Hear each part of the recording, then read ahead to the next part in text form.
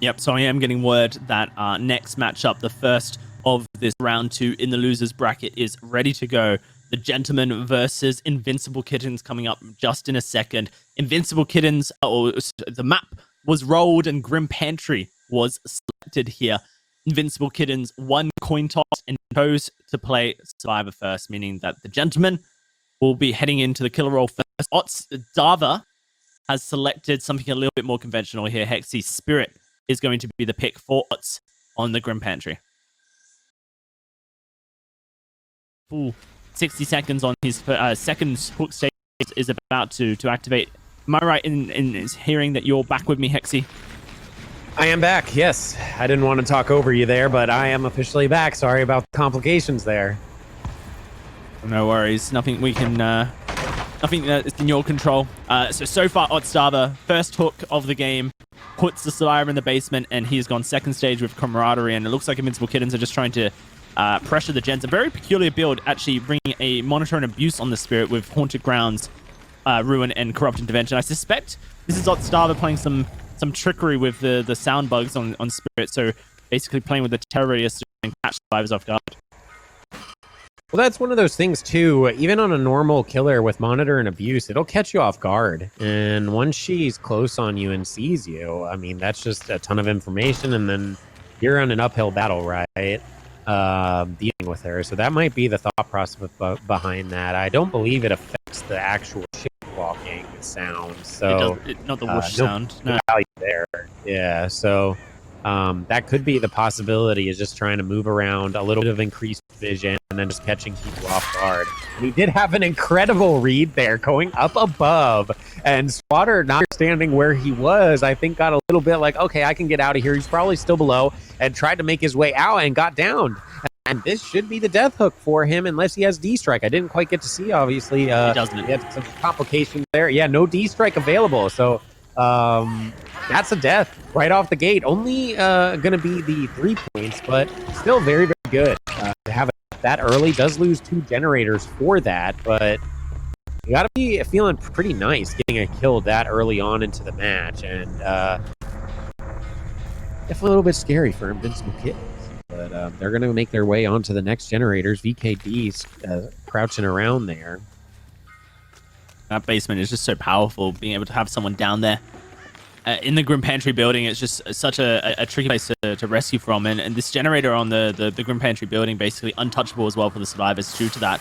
Balanced landing going to be utilized quite heavily on this map due to the many drop-down points that it provides. And I love to see the builds always changing depending on the map as far as exhaustion perks are concerned. Otstava now looking to try and find Biaka here in this chase. Not quite able to get there. It does actually switch targets, I believe, onto VKD. Yeah, VKD has the Deliverance available. So if he does go down, he'll be able to pull himself off the hook. So this is pretty much an ideal situation for Invincible Kittens as far as like who Otz is chasing. Because he'll be able to just get himself off the hook, and they can kind of just focus on doing generators. He's going to try to mind game him here. Tried to mind game the pallet, see if he would go over it. A good read on BKD's part, but I believe he's going to get caught out here. He shouldn't have the pallet, and if there is going to be one, he'll just have the window in the corner. Will he make it? No, he won't make it. Long chase, though, Hexy, and I suspect that 2 generators potentially can come out of Invincible Kittens on this. Oh, no, never mind. It looks like only 1 generator was being completed the entire time. Biaka potentially looking for the Ruin. Yeah, but like I said, he has the Deliverance, he has the D-Strike, so he's sitting pretty. He can just be like, all right, whenever I need to come off the hook, I'll come off the hook. It doesn't look like Otz is even going to remotely stay near the hook, so a good play on his part to not try to patrol that out too much, but I don't think he had any generators on that side of the map. Sorry, I'm kind of dealing with vertigo pretty bad, and the spinniness of the Spirit is just really kicking my butt a little bit, so I'm doing my best to stay focused on it, but I feel like my eyes are all over the place, and as we see through the eyes of the Spirit as well.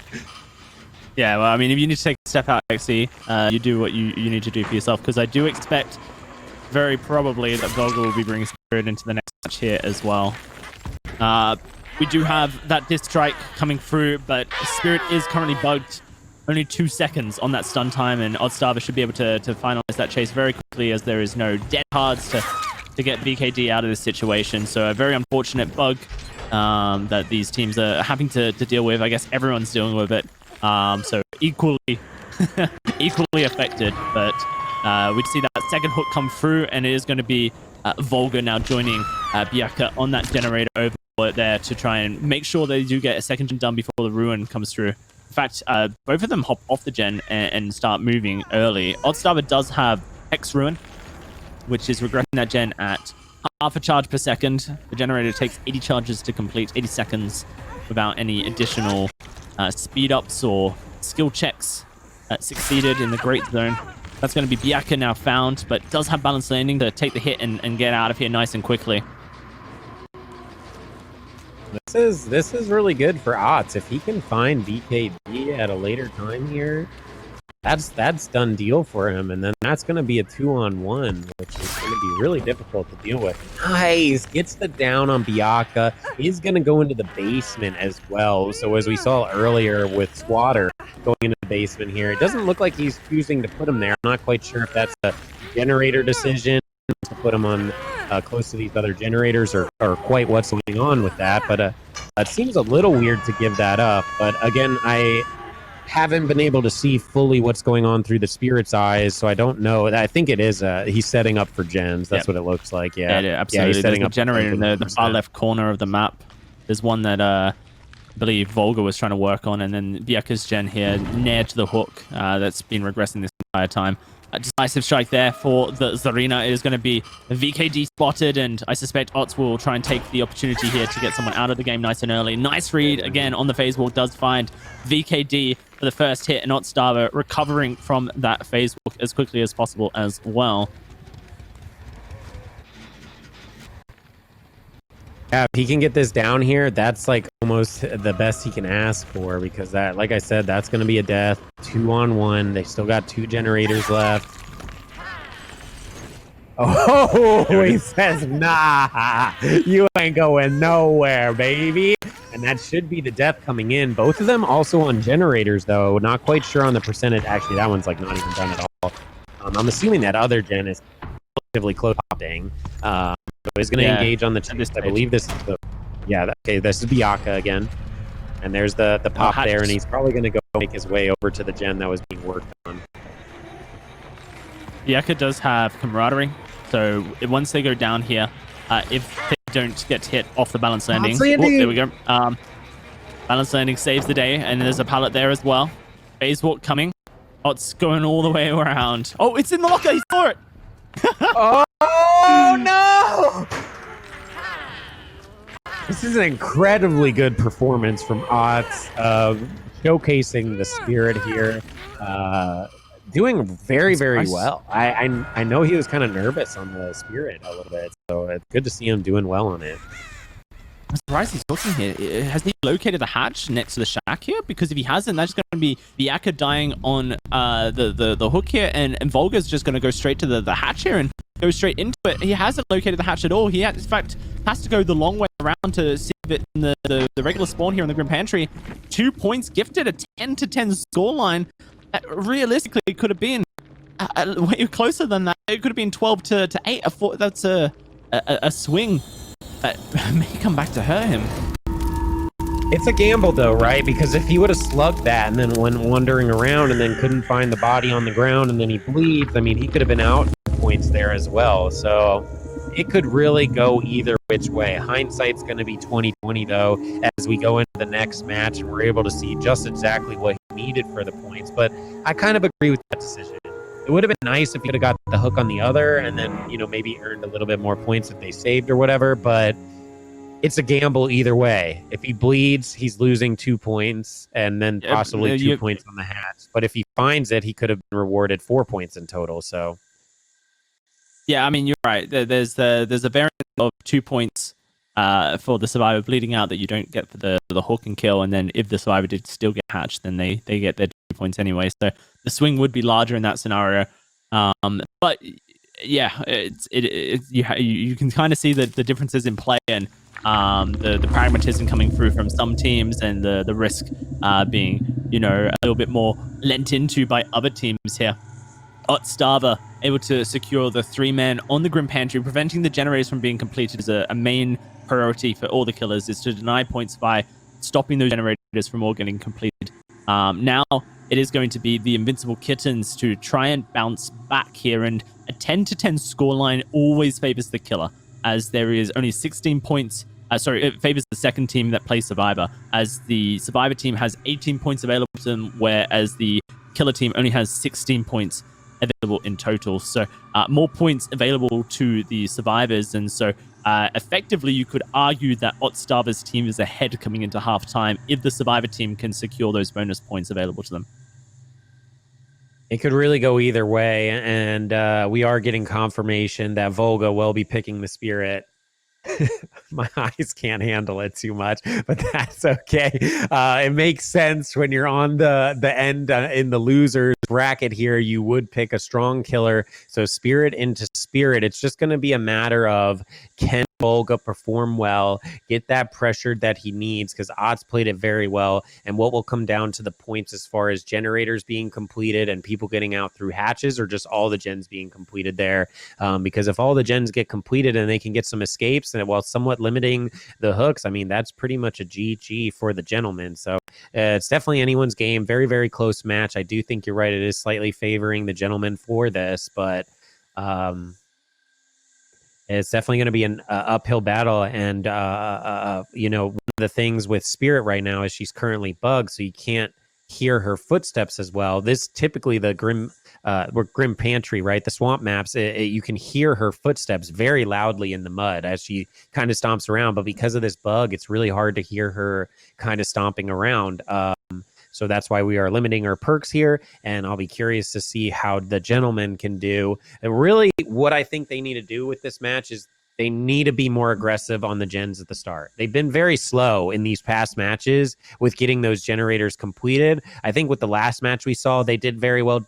But I would like to see them kind of pick up the pace and kind of put the pedal to the metal to really put them at an advantage there.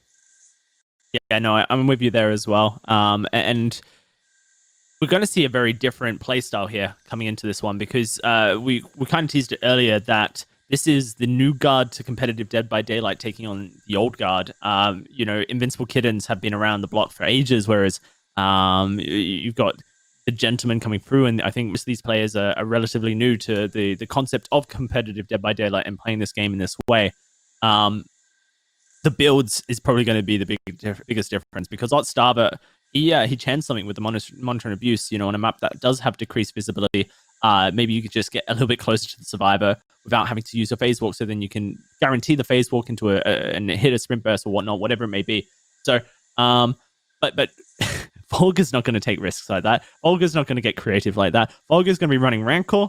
Volga's going to be running Noed. Volga's going to be running Pop Goes the Weasel, and Volga's going to be running Corrupt Intervention. He's going to run that on every killer that he plays to the end of time. So it is just a real difference here, I would expect, coming through for these teams. And I'll be interested to see exactly how that helps in this matchup. The more aggressive and expose heavy build with the gen control and just end game control as well, for when things don't go the way you want. I guess one of the arguments you can make about bringing Rancor Noed into your builds is that you get a bit of tracking information from the Rancor, but you're effectively playing a 2-perk game the majority of the match. And so if you can get really good at killer, playing with less perks available to you until the end of the game, maybe that's how you become like killer gods in the competitive scene, is that limitation. So I don't know. The problem with a build like that, though, is going into this, if he that's more of an end game build, right? Like, obviously the Rancor with the information early on helps, but you're kind of relying more on that end game. And if all the gens get completed and the gentlemen are in a decent position there, that could spell disaster. Even with Noed being available, there's a big possibility on losing out on multiple points that they will be earning by letting those gens go, because they only finished 4 gens in that first match. Looks like a slight difference It is going to be Ruin instead of Pop Goes the Weasel, and potentially no Rancor. Yeah, it is Pop Ruin. So more gen control heavy this time around, and I think that's leading into what you were saying, Hexy, that he just cannot afford to allow generators to fly in this match. So Corrupt Intervention to block 3 of the furthest generators, Ruin to regress them when a survivor hops off them, and if the Ruin Totem does get found and cleansed, Pop Goes the Weasel back up. And one thing that's kind of funny, I don't know if you've been noticing it, but you can tell they as Spirit players all know how to take advantage of the Spirit with her skins. Having the shorter hair so it doesn't stick up, so you can see it from a crazy distance, super valuable. And then having the clothing that kind of covers her body, because some thing that not a lot of players know is when she is shifting, the glass shards in her body actually kind of like glow ice white. But when you cover them up or on certain skins, you can't see the glow of that. So it's really hard to get a read. Even when you can see it, it's still kind of hard to get a read on it in the middle of a chase. But you can tell they're bringing out the skins that kind of hide that and hide her hair as much as humanly possible. You can see the phase walk coming through from Volga. They're now aggressing the generators, the ones that are slightly more safer. I'm surprised we're seeing Dead Hard as a priority from the gentleman over the balanced landings. I do think that balanced landing life typically going to have a little bit more value on specific maps over the Dead Hard, especially when you consider the latency difference. This is Russia to North America, and specifically Russia to West Coast. So might just be a comfort thing, you know, if you run a certain perk for so long, you kind of want to keep running it, right? So that might be what's going on here. It does look like he gets a hit on Hayden, pushing him off the generator, so the Ruin will be regressing that, and then decides to switch the targets. Eyes on Chopper here at the shack. Gonna drop the pallet early. Honestly, smart decision on his part. Not give him the early pressure. Just try to really slow down so they can get some aggression on the generators. As I said, that's really what their main primary focus needs to be at the early game. It does look like they completely waited out, for the most part, the Corrupt Intervention there. So didn't really get it too much value other than the game was a little bit slower at the start. And it does look like Hayden got healed. Good distance from Chopper. This is a really good chase from the Kate of the gentleman. I suspect this is a phase walk coming to the other side of the pallet by the stairs. No, she's actually just dropped the chase. Volga is having an awful start to this game. Is probably just the most friendly way to put it. This has just not gone his way whatsoever. We are aware of some slight quality issues here. We will be resolving them after this game. Do bear with us. We didn't want to cut the action for that. But as you can see now, ASAP, taking a chase around the tower building here in the Grim Pantry, playing around the pallet. Volga is just doing his best to get eyes. Yeah, no generators done, but also no hooks, and that's going to be a second generator done just shortly.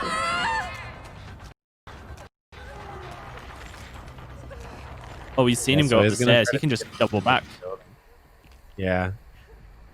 Will he hear hang around the pallet? Hear it. Nice read. Yeah. So that's one of those things where you'd normally be able to kind of hear her footsteps on the wood there, but because of the bug currently, you can't really hear it at all. So it becomes like even more of a mind game, especially when Spirit still has full sound and 3 generators going back to back to back. That's exactly what you want to see. First hook, 3 generators down. Not looking too good. I'd hope that Volga does not let it get to him and he can get this back under his control. They are going to find the Ruin Totem there, which is incredibly good for them. So if they do need to get off the generators, it's not going to be as devastating. He does have the Pop Goes the Weasel, though. And this will be the D-Strike coming in. Yep. Oh, it's a D-Strike out of the pallet, which is really thankful because ASAP can actually just drop the pallet immediately to get the distance necessary, forcing the Spirit to go all the way around, but I'm not sure he makes it to this one here. No, not quite able to get the distance on that. So it is going to be going down to Volga. The difference in this game so far compared to the previous was that Otstava had his first kill done at 3 generators remaining. This is going to be a 4th generator popped as the gentleman stack 3-man. Will they get it completed, though, is the question. Pop Goes the Weasel will regress that generator by 25% if they're not able to complete it. It is Envision, I believe, of the Spirit as well, who potentially may come for a phase walk and try and tap them off it to go for the grab. There it is. They're going to try and stick on it. The generator does get popped. That is huge. Aggression now. Body blocks Hayden. A bit of distance on this one as well, whilst ASAP sitting on the hook. A dead hard gets him out of a swing. And looks like he's gone back to the hook to contest ASAP. Possibly. He got the hit on... kind of trying to see what's going on here. It looks like you're right. He does look like he kind of came back to the hook, kind of contest that. The quality, unfortunately, sorry about that. It is making it a little bit difficult to see exactly what's going on. But yeah, he is going to kind of contest after this match. Okay, perfect. It looks like he wants to kind of contest this hook and force a kill here, which is the smart decision. He needs a kill. If he does not get this kill at this moment or get it shortly after, if they do save, it could spell big disaster. So there it is. The kill does come through. 3 points in the thing total. To remember, yeah, that's a very small scoreline. And the gentlemen still have a full set of points available to them. You know, they have the 2 points for the generator and then 6 potential points on escapes available. So many more points available to them, and it's most likely that with this chase onto Chopper and the dead hard for distance to dodge out a swing here on the Grim Pantry, that Chopper can just go to the opposite side of the map from the generator that's currently being completed to prevent the Pop Goes the Weasel from impacting Hayden here at the hill gen. Jack can basically just go set up on an exit gate door, and as long as they get people out, this will be the game for the gentlemen. Yeah, pretty much. It's looking really good. Chopper has had some insane jukes. I've been very impressed. You know, I haven't really seen him in the Dead by Daylight scene. He is a competitive player for other games, so it's good to see him playing Dead by Daylight and just doing so incredibly well. Had some really slick jukes earlier, and now just doing again with the slick jukes versus Spirit, which is one of the harder killers in the game to juke against. Does look like they are going to be healing, but the Noed is in play, probably doing that for the sound cues. And I'm curious if they're going to go ahead and just leave Chopper in the basement, go for the door, and it does look as though Volga is staying somewhat near the basement. So if they play this right, they should be able to get a door open. I think Volga is actually playing next to the Grim Pantry building, which is pinpoint in between the exit gates and the shack, as he is expecting the guys to come from that direction. Jack is actually trying to open up an exit gate that's relatively close to the Spirit right now. And she phase walks away. Where to is the question. Onto Jack. That's going to be Hayden dropping down, trying to take a body block, but there is the no one escapes Steph, impacting that decision. Does have Unbreakable available still, so he will be able to get up. And I'm assuming he'll probably do the points here. If he downs Jack and then hooks both of them, that would be 2 extra points each. 4 points, putting them up to 18 to 20. He needs them to unhook if he's going to be able to get some bonus points in this scenario. Aiden gets picked up by the Unbreakable. It looks like he's going to go try and unhook Chopper, which would be the incorrect decision based on the points. You don't want to give any more hook states to the killer. Hayden is going to do that, which opens up an extra... Yeah, there, for sure. That opens up an extra point for the hook stages here. So that would actually be... I think it's possible now for the killer to tie. Yeah, three downs, 3 hooks, 6 points total. That would now open up the possibility for Invincible Kittens to tie. He is slugging, though. And because he is slugging, he might not find all these bodies. He does have 4 minutes, as that is the time on the ground to bleed out. But yeah, it's a little unfortunate. I don't think they realize the points being as close as they are. If he does hook everyone here, it will be a tie, but he does need to find everyone. Otherwise, it will just not work out for him. Chopper does have Unbreakable as well, and is likely to be slugged for a period of time because of the potential of a decisive strike. The worst case scenario here is that Chopper Unbreakables into it, unhook onto Jack. Yeah, it looks like Chopper does Unbreakable, and so now it all comes down to whether or not Volga is capable of locating Hayden. There's a deliverance on a hatch. Okay, well, you know what? There's so many things. Jack can get himself off the hook, but if he does, he risks an extra hook going the way of the killer. Oh my lord. Yeah. If any of them bleed out on the ground, he will lose the match. He could deliverance off, but they won't bleed in time for the hatch. So he pretty much has to decide if he wants to deliverance off or if he just wants to eat it to the face and just die on the hook and just hope that he doesn't find him. He has no tracking perks, so he shouldn't be able to find him.